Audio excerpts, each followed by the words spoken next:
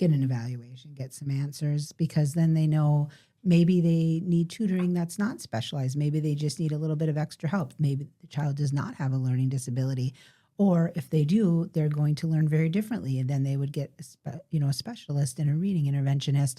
So it's kind of, I've heard a lot of people say it's throwing spaghetti on the wall when we're just pushing a child through like small group intervention, small group intervention. There's actually guidance from the Department of Ed that says that's great. There's nothing wrong with small group intervention.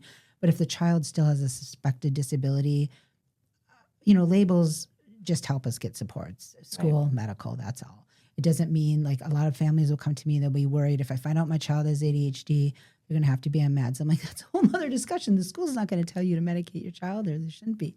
It doesn't mean, it's just data to make an informed decision. Why can't that child focus and attend to a test? Do they need accommodations? Do they need different considerations? Do they need tutoring to fill in a lagging skill? So it's just, yeah. And the really frustrating part is sometimes families will go out, they'll be frustrated, so they'll go and get the evaluation. And especially for learning disabilities, schools, because of the Department of Education standards, often will do their own. So they'll go out, they'll pay $3,000, they'll give it to the school, and the school will say, awesome, now we're going to do the evaluation as well. Right.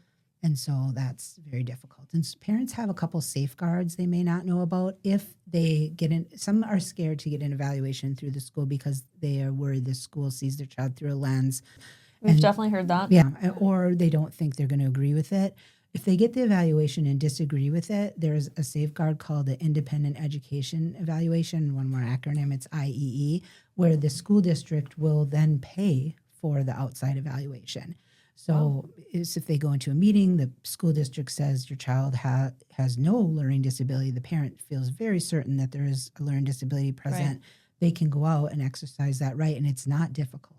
It is not a difficult process. They don't need an attorney. To be honest, they don't need an advocate for it. They need to be well informed on it, and ask the district, not verbally. They need to put it in writing. Right. But the legal tenet of is it, do you disagree with the evaluation? Was it within 2 years?